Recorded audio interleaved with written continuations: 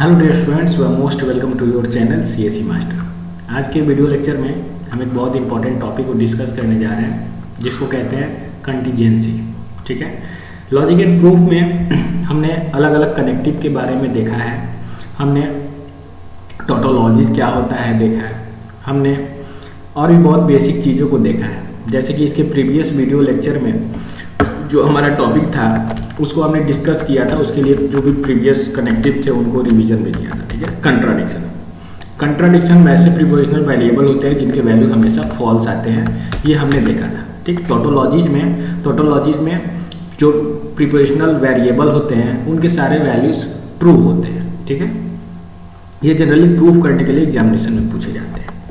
अब देखो, एक ऐसा प्रीपोजिशनल वेरिएबल जिसका वैल्यू कभी ट्रू है कभी फॉल्स है, मतलब जिसका वैल्यू ट्रू या फॉल्स दोनों में से कोई भी हो सकता हो, तो हम कहते हैं this prepositional variable is contingency. ठीक है, this prepositional variable is a contingency. Okay, तो इसमें भी क्वेश्चंस आपके एग्जामिनेशन में कैसे प्रूफ किए आएंगे, बस प्रूफ करने हो। कोई भी प्रीपोजिशनल वेरिएबल दे दिया जाएगा, कहा जाएगा कि आप चेक कीजिए, फाइंड कीजिए, प्रूफ कीजिए कि ये कंटीजेंसी है या नहीं। जैसे कि हमने टोटोलॉजी में देखा था।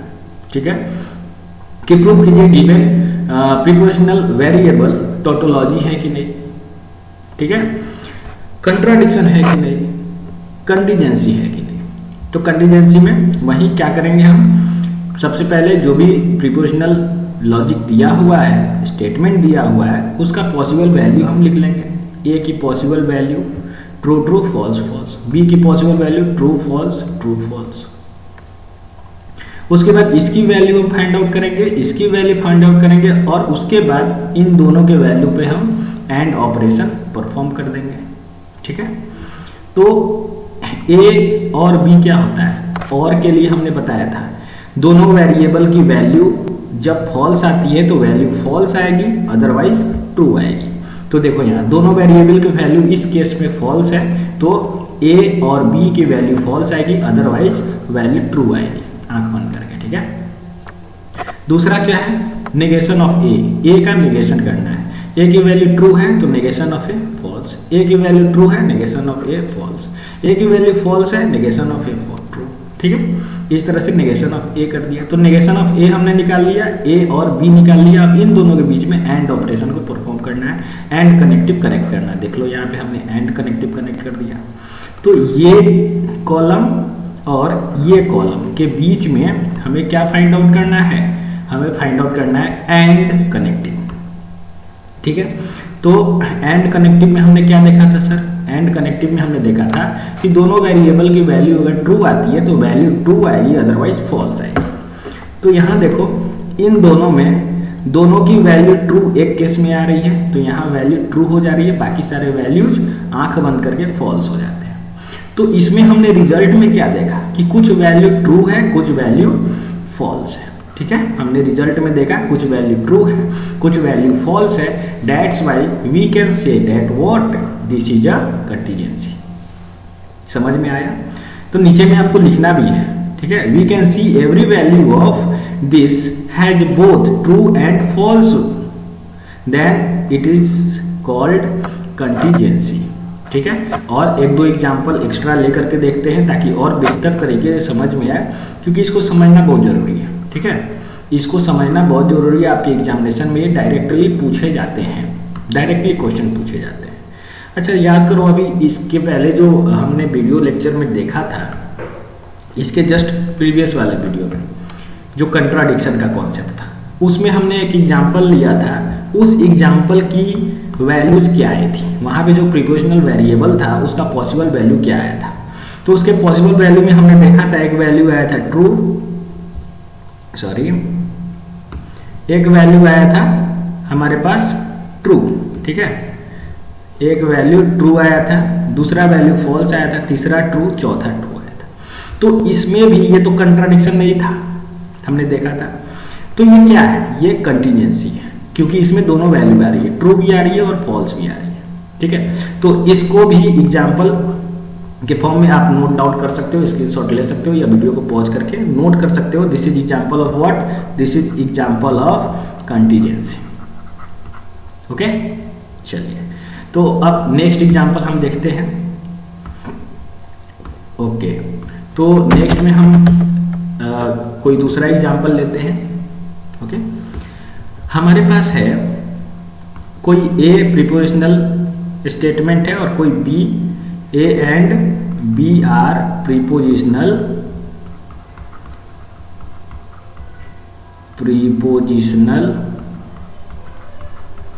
स्टेटमेंट। ठीक है, ओके, हमें प्रूफ क्या करना है? Proof that following propositional variable is a contingency. ठीक है,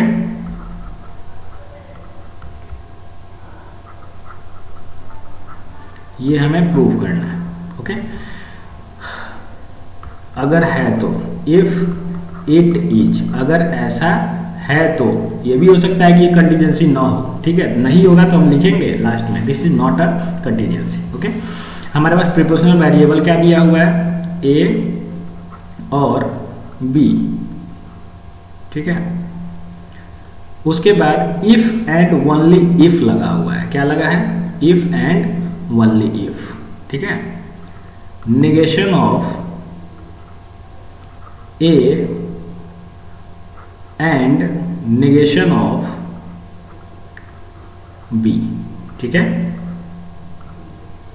ये थोड़ा सा कॉम्प्लेक्स दिख रहा है लेकिन उतना कॉम्प्लेक्स ये है नहीं। ठीक है, सारे कनेक्टिव्स को हमने यूज किया। यहाँ इफ देन हमने यूज किया, इसके प्रीवियस एग्जांपल में हमने इफ देन उसमें यूज किया था, यहाँ पे if and only if use किया हमने।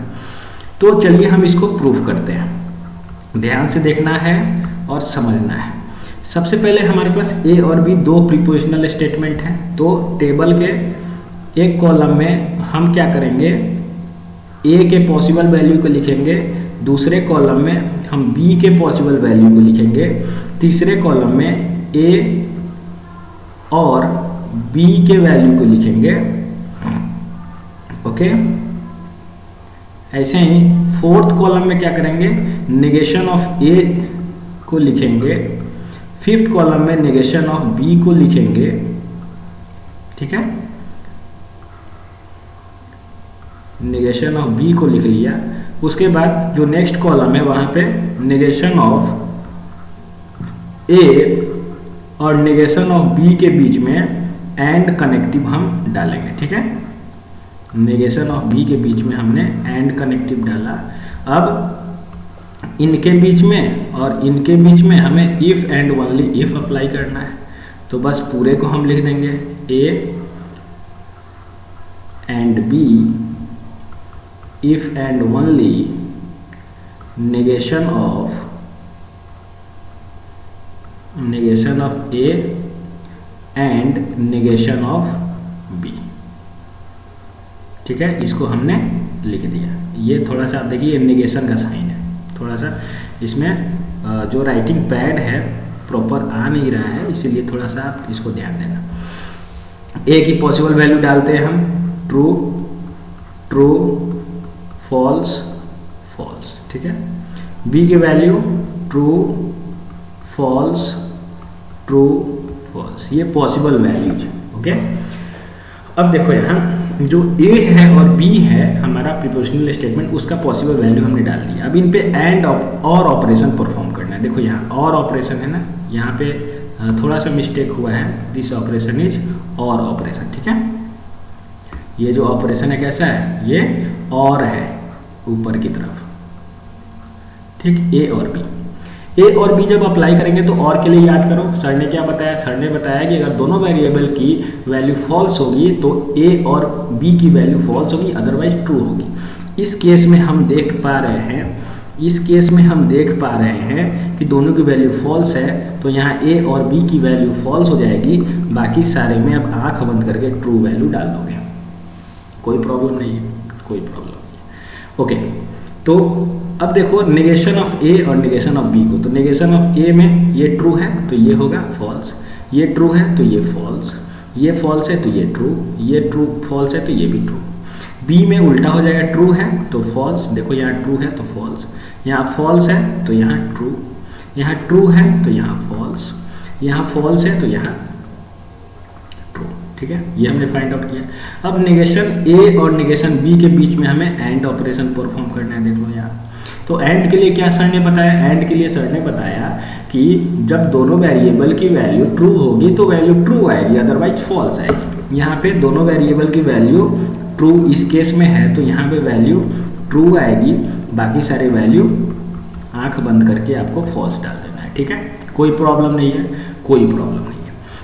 अब हमें इनके बीच में, ये साहेब के बीच में और इन साहेब के बीच में, मतलब ये जो प्रीपोजिशनल वेरिएबल है ये है, इन दोनों के बीच में इफ एंड ओनली अप्लाई करना है। देखो यहाँ, तो इफ एंड ओनली का क्या कॉन्सेप्ट सर ने बताया, इफ एंड ओनली में सर ने बताया कि अगर दोनों वेरिएबल की वैल्यू सेम होती है, सेम होने का मतलब या तो दोनों वेरिएबल की वैल्यू ट्रू ट्रू हो जाए या तो दोनों वेरिएबल की वैल्यू फॉल्स फॉल्स आ जाए, तो वैल्यू ट्रू आएगी, अदरवाइज वैल्यू फॉल्स आएगी। तो यहाँ पर हम देखेंगे इस केस में दोनों की वैल्यू फॉल्स फॉल्स है और इस केस में दोनों की वैल्यू ट्रू ट्रू है, तो यहाँ पे वैल्यू ट्रू आएगी। ठीक है, और बाकी सारे वैल्यू क्या आएंगे, बाकी सारे वैल्यू फॉल्स आएंगे। ठीक, तो यहाँ पर जो प्रीपोजिशनल वेरिएबल दिया गया था उसके possible values true false false true आ रहे हैं, मतलब ट्रू भी आ रहे हैं फॉल्स भी आ रहे हैं। तो हम कह सकते हैं yes this is contingency, this is contingency.